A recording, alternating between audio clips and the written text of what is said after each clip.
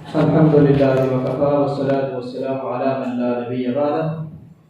أما بعد فأعوذ بالله السميع العليم من الشيطان الرجيم. بسم الله الرحمن الرحيم. وقال الله تعالى في القرآن المجيد والفرقان الحميد: يريدون أن يطفئوا نور الله بأفواههم والله متم بنوره. وقال النبي صلى الله عليه وسلم: خيركم من تعلم القرآن وعلمه. محترم طلباء اعزام اور میرے بڑے معزز اساتذہ، میں آپ حضرات کے سامنے صرف اظہار تشکر کے لیے چند کلمات آپ کے گوشگوار کروں گا. اللہ کے فضل سے یہ کتاب جس طرح افضل ہے، جس طرح یہ کتاب جس پر نازل ہوئی ہے وہ افضل ہے، الحمدللہ اللہ کے فضل سے اس کا پڑھنے والا بھی اسی طرح ہی افضل ہے. میں آپ طلباء کے سامنے یہ بیان کروں گا کہ آپ طالب علم کچھ عام طالب علم نہیں ہیں. اللہ کی قسم آپ اس کتاب کو اپنے سینے میں محفوظ کرنے والے طالب علم بن چکے ہیں جس کتاب کو مٹانے کے لیے پوری دنیا زور لگا چکی ہے. اللہ قرآن میں کیا فرماتا ہے کہ یہ کافر چاہتے ہیں کہ یہ کتاب کو مٹا دے، لیکن اللہ اپنے نور کو مکمل کرے گا اور ایک لڑی تم بھی ان میں سے ہو جو اس نور کو مکمل اور تکمیل تک پہنچانے کا ذریعہ بن رہے. نور خدا، کسی شاعر نے کیا خوب کہا، نور خدا ہے کفر کی حرکتوں پہ ٹھنڈا زن، پھوکوں سے یہ چراغ بجھایا نہ جائے گا.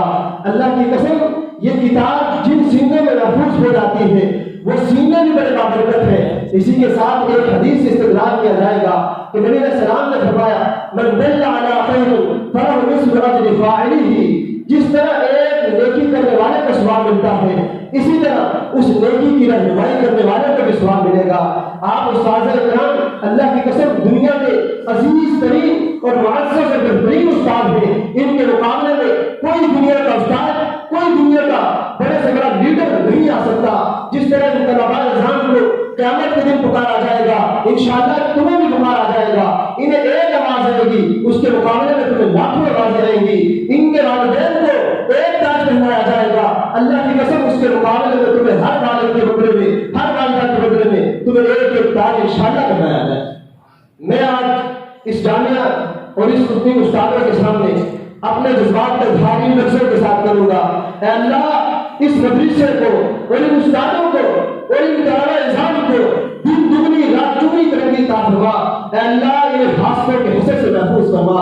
اے اللہ انہیں اپنے سینوں میں قرآن اس طرح محفوظ کرنے کی توفیق عطا فرما کہ دنیا کی پوری طاقت لگ جائے لیکن وہ قرآن نہ نکل سکے، اور یہی قرآن ان استادوں کو، ان طلباء اعزام کو قیامت والے دن جنت میں لے جانے کا سبب بن جائے. اس طرف قاری صاحب کھڑے ہیں، اس طرف کلاس کھڑی ہے، اور کیا منظر ہوگا. اللہ کی قسم میں دعا کرتا ہوں اے اللہ یہی اسی طرح کی مجلس ایک جنت میں بھی لگے، دو حفاظ حضرات کی ایک مجلس ہو، ادھر استاد کو اعزاز ہو، ساتھ میں والدین کو اعزاز ہو، ساتھ میں بیٹھنے والے سارے سن رہے ہو. اور اللہ کی قسم کیا مزہ ہوگا کہ دنیا میں یہ ہم نے مجلس سجائی تو اس کے بدلے میں جنت میں مجلس سجائی جائے گی. جنت میں رب پکارے گا، فرشتے ڈیوٹی میں ہوں گے. آج بھی نبی علیہ السلام کی حدیث کے مطابق ہمارے اوپر فرشتے اپنے پر بچھا کر اپنے پروں کا سایہ کر کے کھڑے ہیں. اس وقت بھی انشاءاللہ فرشتے ہوں گے اور ہمارے لیے دعا بھی کریں گے. اور اللہ سے یہی دعا ہے اللہ نے مجھ سے اس قرآن کو محفوظ کرنے کی توفیق عطا فرمائے اور استادوں کے لیے ذریعہ نجات بنائے. اور اس جامعہ کے لیے جو شخص محنت کر رہا ہے وہ چاہے مال کی صورت میں ہو، جسم کی صورت میں ہو، وقت کی صورت میں ہو، سیکورٹی کی صورت میں ہو، صفائی کی صورت میں ہو، یہ سارے اشخاص اللہ کے نزدیک مقرر ہے. ان سب کے لیے اللہ ان حفاظ کو ذریعہ نجات بنائے. وآخر دعوانا الحمدللہ رب العالمین.